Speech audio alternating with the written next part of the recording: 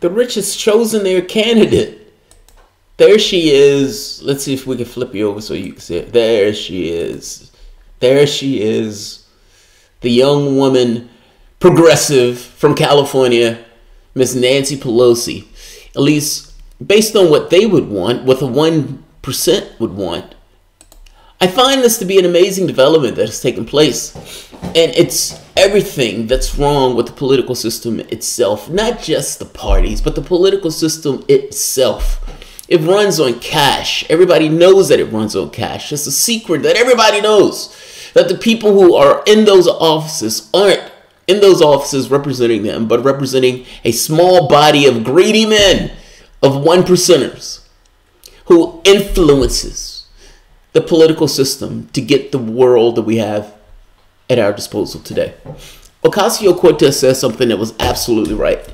Nobody who takes money from oil and gas should be making legislation based on oil and gas. Meaning the moment that you're bribed from that particular industry, you need to bow out of making decisions that are supposed to be for us. How do we allow 1%?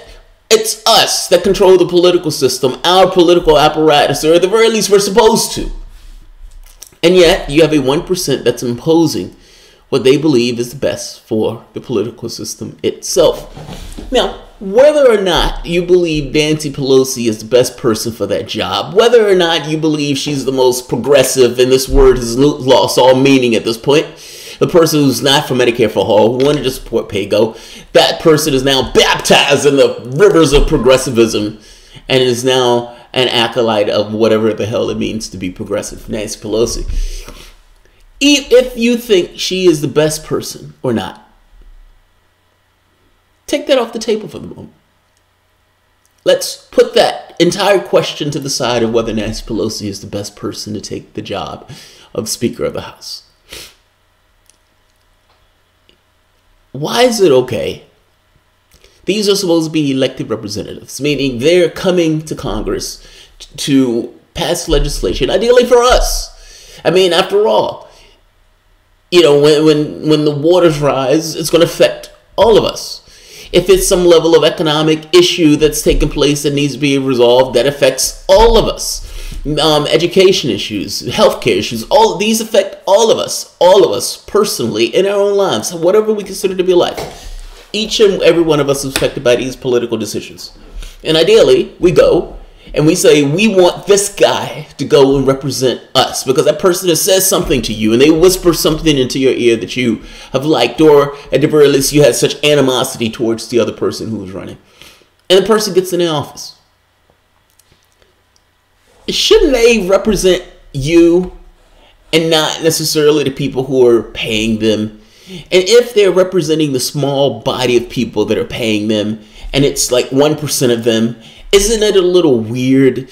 I guess I'm asking the question of, if you're sending an elected representative to represent you, shouldn't they be representing you and not necessarily paid to represent somebody else? I would argue that part of the alienation that people have with the political system itself, this election of Trump, this losing 1,100 seats for the standpoint of the Democrats all throughout the United States, is an alienation with the political class that was supposed to be its representative.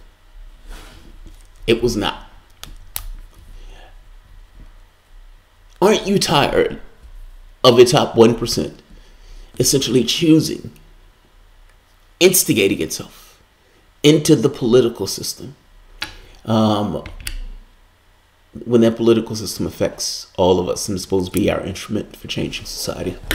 Let me read this because I've gone on a tear and haven't even got to the document itself. But essentially, a band of donors has sent a letter saying that they want Nancy Pelosi, and if you don't give us Nancy Pelosi, your funding will dry up. That's essentially what it said. That's right here. Let's see. It was an open letter. They weren't trying to hide it. They want everybody to see it. Shot across the bow. We write in response to recent discussions in the press about the upcoming elections of Speaker of the House of Representatives, in particular, whether Nancy Pelosi has sufficient support in your caucus to win the post. We understand and respect the fact that you are much better informed about the internal deliberations than any of us. That this is your matter to decide. That is as it should be. Oh, thank you. I'm glad you give us that matter to decide. These guys are jerk-offs. However, as long as supporters of your caucus, as long-time supporters of your caucus, and given the affection and more importantly the respect we have for Nancy, we feel compelled to share your view. She is supposed to be a prolific fundraiser. She can raise money with the best of them. And apparently that is the quality for Speaker of the House. How obsequious you are to wealth. How obsequious you are to wealth. $100 million Nancy Pelosi is supposed to be looking out for the best interests of everyone else in the society.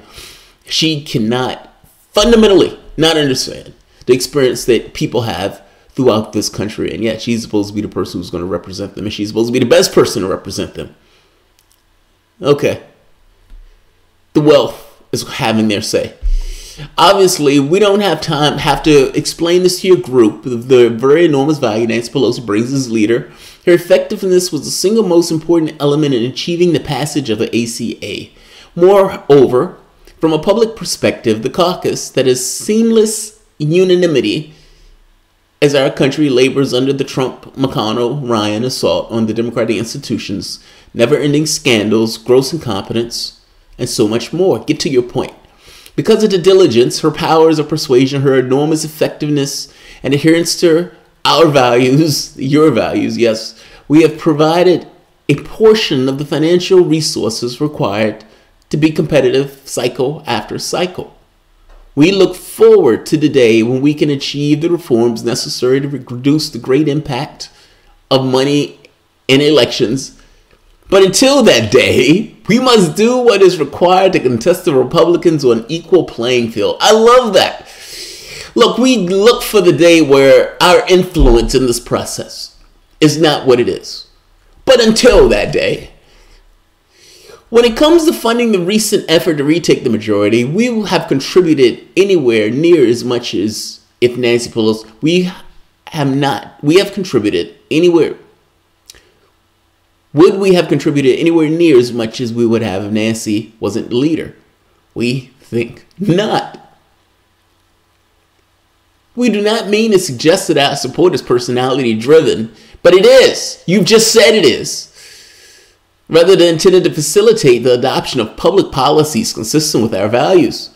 We fund these efforts because we want to give our kids and grandkids the same America that our parents gave to us.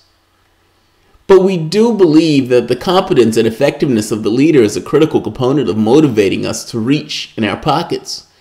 On this basis, it is hard to imagine a replacement for Nancy engendering the same level of confidence that is critical at this time. Your recent success in winning the majority is only a first step in changing the country's direction. As critical as it was, the coming cycle is even more so. Inserting ourselves into the internal politics is not something we would normally do. Yes, it is. It is. Maybe not this overtly, but it is. Our politics today is driven by essentially the mentality of the 1%. Because if we lose Nancy and the new leader can only raise half of the funding, the Republicans will not reduce their funding, and we will be back to the structural disadvantages that prevailed for many years. If you want us to continue to give you money, you better put in Nancy Pelosi. That's all you needed to write. You could have wrote that letter real short and straightforward to the point. Put Nancy Pelosi in or you won't get the money. Period. Plutocrats. That's what you should have wrote. I find this to be amazing. Again, we respect the fact that this is your prerogative. This is your prerogative. But we are telling you that you need to put in Pelosi. But we're hopeful you would take our views into consideration as you make the most important decision. One final point. We did not share with Nancy our intentions to write this note. Oh, it's like, by the way, we didn't tell Nancy we was going to do this. We just did this. Because Nancy would not have approved. I bet Nancy wouldn't have approved. Because Nancy Pelosi would have looked at this and said, oh my God, the plutocrats are pulling for me. By the same token, I mean, look, I'm not inclined to believe this line that Nancy Pelosi didn't know anything about it. It's possible she did. It's possible she didn't. I don't think it matters one iota. Would she be craven enough to have that conversation where they where she would be like, look, I need you guys to make your pull. She's pulling all oars, essentially all levers to get her over the finish line. I find this letter amazing. The Klobuchar thing was mind-blowing in and of itself when he was like, I need you to not talk about billionaire. I need you to literally shut up about a sphere of your domain because it will adversely affect me and my profits and the amount that I can hoard down into my gullet. That's an amazing thing to take place. And you have the same plutocratic class that once again instigates themselves into the politics in an overt, naked hand fashion. Choose Pelosi or else. Or else. I find this to be amazing. And they sign their names. They sign their names. Even better. I'm not going to keep this one long. In fact, I'm going to end this one here. That's massively fucked up. I'm sorry.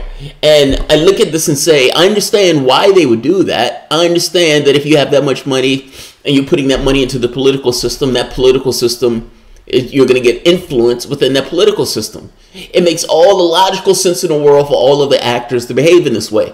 The politician does what the politician needs to do to receive the funding, because if they get money more than their opponent, 90% of the chance of the time they win. By the same token, they're tethered to the people who gave them that money, because that money can be used against them in the political process if they don't toe a particular line, or they just won't get the money again if they don't toe that particular line. And if you don't have pitchforks, then it makes all the sense to take the money from the standpoint of the political class. From our standpoint, however, why do we have a system that way? And why do we allow a system like that to persist itself? Why is it okay that we allow these guys to take campaign donations in this way? And then these campaign donations clearly influence the behavior of the individuals involved in the process. California is literally on fire. It's literally on fire. You're told that an asteroid that's about to the planet, and they're still pumping out oil and gas lines. You can't have it both ways. I guess this is the point I'm trying to make here. We should not want an oligarchic 1% class to be able to dictate the politics that govern all of us. I find that to be a magnificent fail.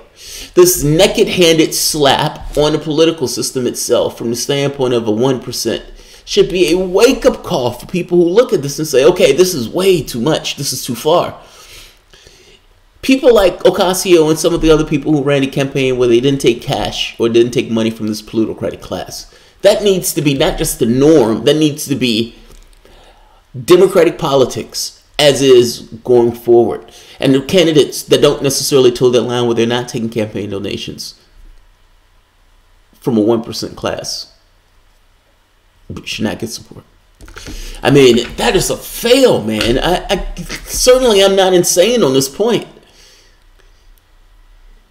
So they already created a boycott list for the great. Ocasio took money.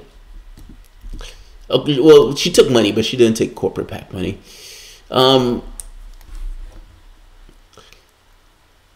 Generation takes on generations. China thought they had people, and I don't know what how. The media propped her up. The media props everyone up. Or actually, the media didn't prop her up. The media didn't even cover her. They didn't hit her until after the fact. So yes, Chauncey, you have no idea what you're talking about here, and I don't mean it in a bad way, but the media didn't say anything about Ocasio until after the race. Lawrence thought they had filled their brain thoroughly enough to be just good with worker bees. Good worker bees. You're talking about the education system itself, yeah. Agreed.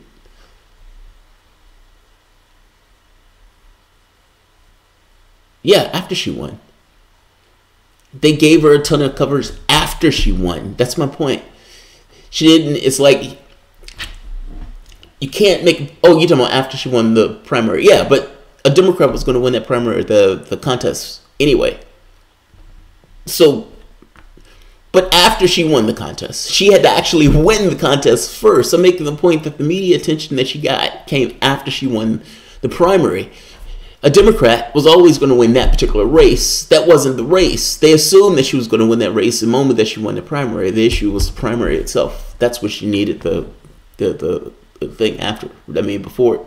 She didn't get it before. The media did speak on her. That is how I found on her before she ran. Well, it depends on who you're talking about in the media. So the Young Turks talked about her.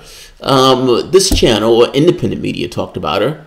But mainstream media ignored Ocasio. They ignored her. Let's see. All right. I'm going to end this here because I still have another one after this. If you guys enjoy the content, please feel free to share, like, subscribe. You can always support through Patreon. Thanks all.